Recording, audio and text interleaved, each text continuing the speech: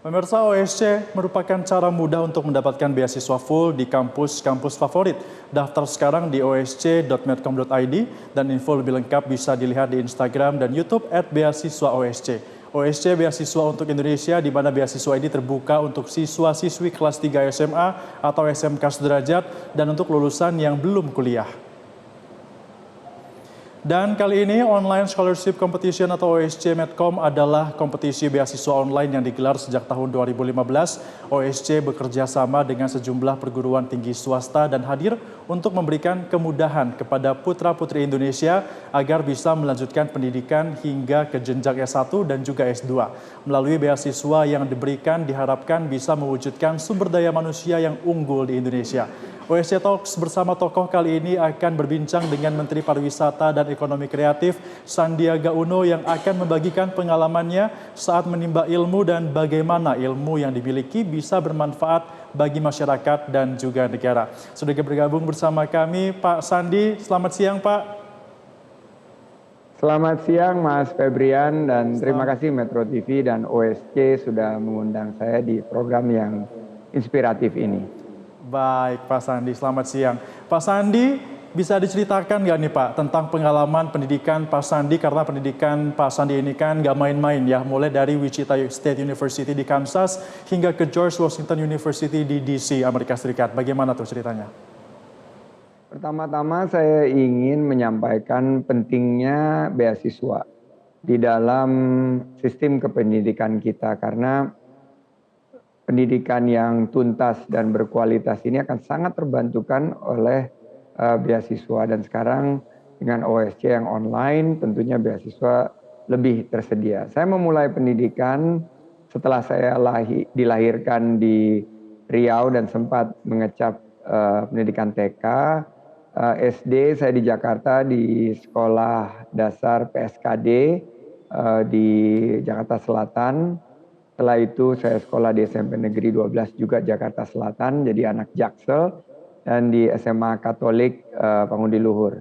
Setelah lulus SMA, saya mendapat beasiswa untuk melanjutkan pendidikan di luar negeri. Kebetulan mendapatkan kesempatan untuk berkuliah di Wichita State University, Kansas. Dan alhamdulillah saya bisa merasakan lulus dengan predikat summa cum laude. Dan setelah bekerja, ada pembukaan kesempatan beasiswa untuk melanjutkan S2. Saya mengambil kesempatan tersebut untuk bersekolah di The George Washington University dan mendapatkan beasiswa yang membawa saya lulus, dan ini saya bersyukur sekali karena bisa mendapatkan IPK 4.0. Dan ini yang menurut saya mudah-mudahan bisa menginspirasi anak-anak muda dan juga dunia usaha untuk lebih memberikan peluang scholarship atau beasiswa karena kesuksesan dari generasi muda ditentukan oleh pendidikan, dan pendidikan terbaik akan sangat dimudahkan jika tersedia beasiswa. Baik, artinya ini memang pendidikan Pak Sandi begitu panjang dari dalam negeri kemudian dilanjutkan ke luar negeri, lulus dengan predikat summa cum laude, kemudian bekerja di sebuah perusahaan swasta, berprestasi dan juga mendapatkan beasiswa untuk melanjutkan kembali di Amerika Serikat, dan juga IPK-nya ini tinggi sekali Pak Sandi, 4,0. Mungkin bisa diceritakan juga Pak Sandi, bagaimana bisa mendapatkan nilai sempurna seperti itu saat belajar di negeri orang? Ya, saya ini tipe yang suka belajar dan agak kutu buku. Saya banyak menghabiskan waktu di perpustakaan dan saking senang baca, saya dulu pakai kacamata sampai -10. Dan juga dorongan dari orang tua, dari bapak ibu yang terus memberikan motivasi.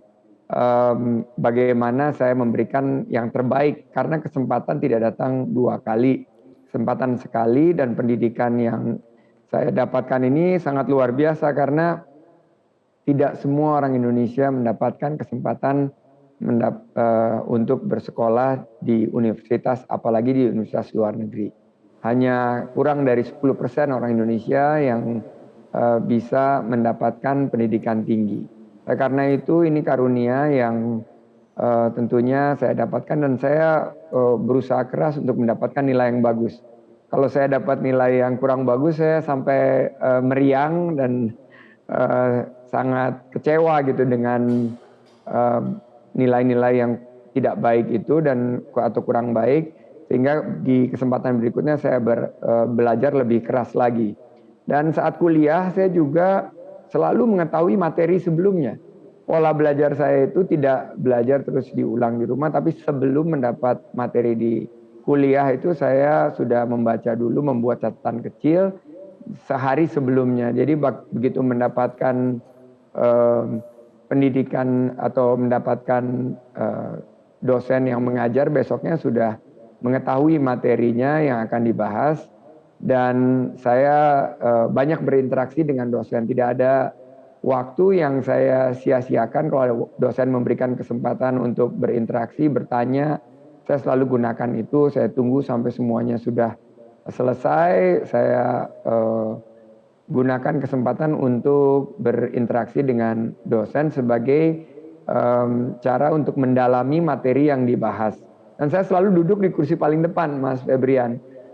Ini kebiasaan gitu, karena saya yakin dengan semakin posisi menentukan hasil gitu. Jadi begitu di depan lebih dapat menyerap.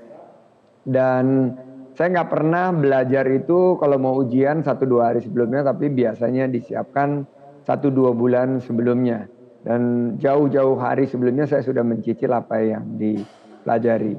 Jadi mungkin 3 minggu atau 2 minggu sebelum ujian saya udah pelajari chapter per chapternya, terus saya catat, saya buat ringkasan kecil, dan secara motorik terbiasa untuk menulis saat nanti ujian. Jadi itu yang nanti catatan-catatan tersebut saya baca sebelum tidur, sebelum ujian, sehingga tidak pernah kekurangan waktu atau kelelahan saat ujian karena memang sudah dipersiapkan sebelumnya.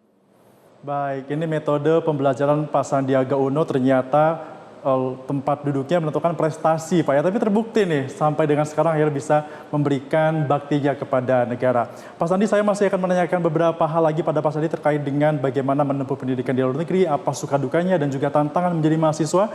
Namun kita akan bahas usai jeda pariwara, tetaplah bersama kami dalam Newsline. Terima kasih pemirsa, Anda masih bersama kami di Newsline dan kami masih terhubung dengan Menparekraf RI Sandiaga Uno yang akan menceritakan bagaimana pengalamannya menempuh pendidikan sampai dengan mendapatkan beasiswa dan juga mendapatkan hasil yang baik.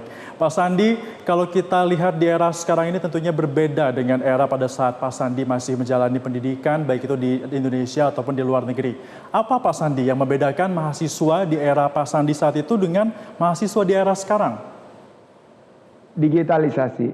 Saya melihat anak-anak sekarang, anak-anak zaman now ini mendapatkan keunggulan karena internet sudah semakin tersedia, dan terutama kampus Merdeka Belajar ya. Ini menurut saya luar biasa terobosannya, di mana kita bisa belajar dan menempuh ilmu di mana saja. Saat saya menempuh pendidikan di luar negeri, tantangan tersendiri tentunya jauh dari orang tua, jauh dari keluarga. Jadi kalau buat mahasiswa-mahasiswi atau siswa-siswi yang masih sama orang tua, hargai orang tua yang ada bersama kita karena mereka selalu memberikan doa terbaik dan ridhonya adalah ridho Tuhan yang Maha Kuasa. Jadi saya waktu itu jauh dari orang tua dan keluarga dan harus mandiri, bekerja keras. Saya juga nyambi kerja di kampus sebagai seorang tutor. Tapi ini juga menjadikan saya terbiasa bersosialisasi dengan teman-teman dari berbagai negara dan menjadi pengalaman tersendiri bagi saya dalam bernetworking. Selama menempuh pendidikan, saya terus memanfaatkan peluang yang ada. Alhamdulillah, orang tua juga waktu itu zamannya rajin nelfon ya, dan mahal sekali. Sekarang telepon itu murah dan bisa pakai video call. Dulu nggak bisa pakai video call. Dan menjadi mahasiswa di era sekarang, ini luar biasanya adalah bisa mendapatkan kredit saat magang di beberapa perusahaan yang menyediakan proses magang, dan ini yang sangat terbatas waktu saya masih kuliah. Dan disrupsi digital ini menjadi banyak peluang sekaligus tantangan. Tantangan itu untuk fokus. Karena dulu kita belajar di kelas, sekarang belajar di tempat mana saja, bagaimana caranya kita bisa fokus, tapi peluangnya kita bisa menyerap ilmu yang lebih banyak, terutama di era VUCA ini, volatility, uncertainty, complexity, dan ambiguity. Selama COVID-19, justru saya kesempatan menyelesaikan pendidikan S3 saya. Saya dapat waktu untuk menyelesaikan disertasi, dan akhirnya saya melihat bahwa the future is now. Kita nggak pernah boleh berhenti belajar. And the best way to create the future adalah dengan mengubah mindset kita. Mindset kita, Presiden menyampaikan bahwa ekonomi sekarang sulit, tahun depan gelap, adalah bagaimana kita bisa mensolusikannya. Jadi kalau ekonomi gelap tahun depan adalah tahun yang terbaik justru untuk mencari peluang, karena di saat penuh ketidakpastian justru banyak peluang usaha yang muncul. Jadi UMKM, entrepreneur yang hadir di masa krisis ini bisa meningkatkan peluang usaha dan lapangan kerja. Dan itu ajakan kita semua bahwa pandemi COVID-19 sama kurang lebih dampak ekonominya atau mungkin lebih besar daripada krisis moneter tahun 97 saat saya di PHK dan memulai usaha. Jadi harapannya teman-teman semua memberikan dukungan agar online scholarship competition ini bisa menghasilkan talenta-talenta terbaik milik bangsa yang bukan hanya mencari lapangan kerja tapi juga bisa membuka lapangan kerja seluas-luasnya. Baik, artinya memang digitalisasi membedakan ya pendidikan di era Pak Sandi dan juga era sekarang.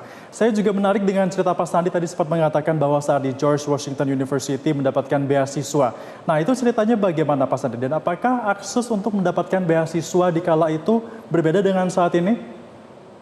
Berbeda sekali, sangat terbatas saat itu. Dan saya beruntung ya, sekali lagi Allah memberikan peluang, perusahaan memberikan ruang, akhirnya saya mendaftar dan diterima di dalam program beasiswa, saya bisa menempuh pendidikan S2. Dan ini sangat diperlukan ya, apalagi saat itu saya sudah bekerja, dan untuk mendapatkan spesialisasi dari segi keterampilan, karena saat itu 30 tahun yang lalu dibutuhkan upskilling, reskilling berkaitan dengan bidang yang saya kuasai, yaitu keuangan dan perbankan. Banyak ilmu-ilmu baru. Nah, sekarang juga di tengah-tengah pandemi harus ditambah dengan new skilling. Jadi karena skill-skillnya itu baru, ada teknologi, ada disrupsi digital, ada artificial intelligence, ada big data. Para siswa-siswi sekarang ini harus juga meningkatkan melalui new skilling, karena profesi-profesi yang hadir, peluang-peluang usaha untuk entrepreneur ini justru hadir dari disrupsi digital. Saya berharap lebih banyak beasiswa yang terbuka untuk anak-anak muda kita, sehingga mencapai Indonesia Emas di tahun 2045 bisa kita capai dengan SDM kita yang berdaya saing dan berkualitas. Dan target kita di 2024 di Kemenparekraf adalah menciptakan 4,4 juta lapangan kerja baru. Ini hanya bisa diwujudkan jika kita lebih banyak beasiswa yang tersedia untuk para siswa-siswi, anak-anak muda kita. Baik, lebih banyak beasiswa dan tentunya OSC merupakan salah satu yang menyokong juga ya untuk dapat menuju Indonesia Emas di 2040 mendatang. Pak Sandi, setelah lulus dari Amerika Serikat, biasanya kan ada saja nih lulusan asal Indonesia yang tidak betah, kemudian tidak mau kembali ke Indonesia. Tapi Pak Sandi justru akhirnya memutuskan untuk kembali ke Indonesia.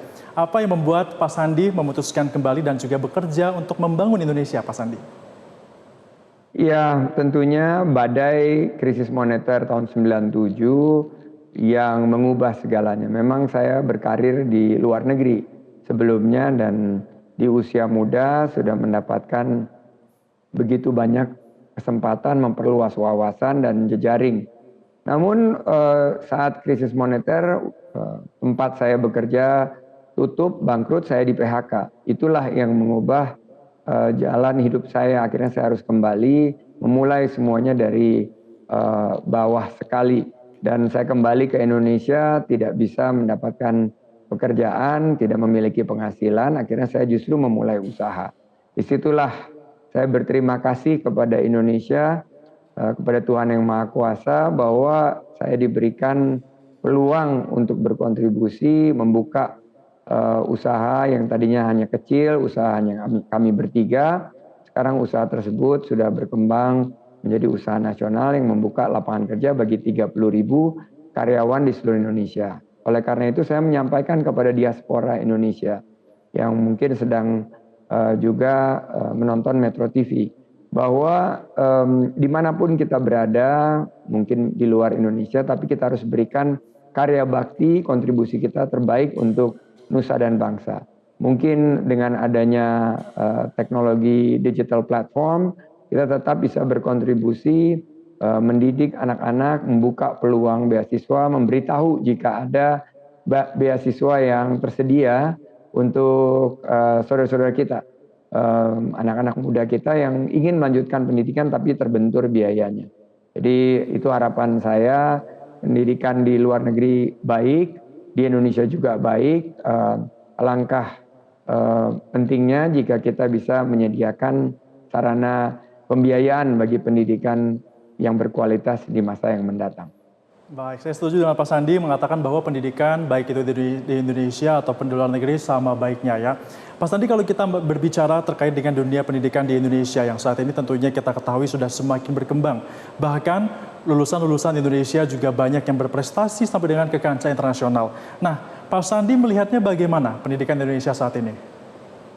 Pendidikan di Indonesia sudah sangat maju dan dengan konsep kampus merdeka belajar, kampus merdeka atau digitalisasi ini, ternyata peran teknologi dan inovasi membawa pendidikan yang berkualitas dan semoga tuntas. Dan saya ingin sebetulnya mengajak anak-anak muda yang sudah sukses mendirikan usaha untuk berbagi, berkontribusi sehingga sistem pendidikan kita akan lebih memiliki varietas. Jadi para pendidiknya itu tidak hanya kenal teori tapi juga bisa mempraktekkan apa yang dipelajari di sekolah.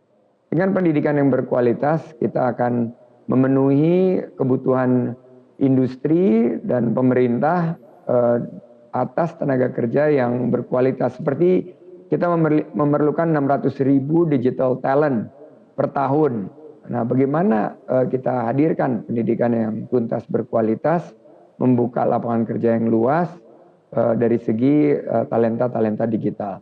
Konsep pendidikan di Indonesia selain mencerdaskan ilmu pengetahuan, juga ada konsep yang memperkuat landasan kebangsaan, kebinekaan kita.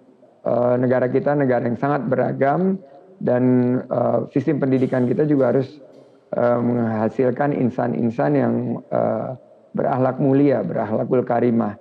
Dan bagaimana generasi masa depan menanamkan pondasi yang kuat secara iman dan takwa dan mampu membawa pendidikan kita berkualitas seperti negara-negara yang sudah sangat maju. Sekarang beberapa universitas kita sudah masuk ke jajaran universitas terbaik di dunia, saya sangat bangga. Dan tentunya saya meyakini bahwa tujuan dari pendirian Negara Kesatuan Republik Indonesia salah satunya adalah mencerdaskan kehidupan bangsa. Ini yang sudah ditorehkan dan dicanangkan oleh para pendiri bangsa, mari kita wujudkan dengan menghasilkan sistem pendidikan kita yang semakin baik di masa yang datang.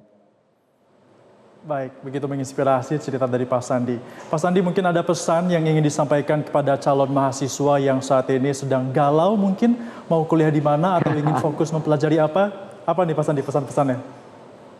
Jangan galau dan jangan kacau.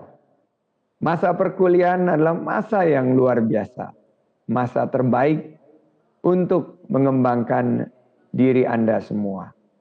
Saya ingin calon-calon pemimpin bangsa, para siswa-siswi dimanapun kalian berada, di seluruh pelosok Nusantara, kuasailah skills, keterampilan. dengan terus meningkatkan ilmu, berpikir kreatif, terus berinovasi, jangan lupa beradaptasi dan berkolaborasi sesuai dengan jati diri bangsa kita, gotong royong. Kalianlah agen perubahan, bukan kaum rebahan. Kalian adalah warga negara plus 62 yang sudah terdigitalisasi dan terakselerasi karena pandemi. Kalianlah masa depan ekonomi Indonesia menuju Indonesia Emas 2045. Bayangkan Indonesia akan menjadi negara terbesar nomor 4 atau nomor 5 dari segi ekonominya. Kalian akan sangat bangga menjadi bangsa Indonesia, dan yang paling penting era industri 4.0 dan society 5.0 kita rangkul tanpa melupakan kearifan lokal, kelestarian budaya yang kita miliki. Marilah jadi generasi perubahan. Marilah songsong Indonesia Emas 2045. Sukses untuk kalian semua. Baik, luar biasa sekali pesan dari Pak Sandiaga Uno. Ini tentunya bisa menginspirasi banyak mahasiswa ataupun calon mahasiswa di luar sana untuk bisa juga meneliti pendidikan setinggi Pak Sandiaga Uno. Terima kasih Pak Sandiaga Uno, Menparekraf Republik Indonesia sudah bergabung bersama kami di Newsline.